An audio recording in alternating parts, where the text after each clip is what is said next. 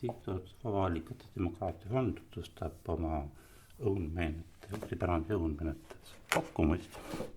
On siin õunehm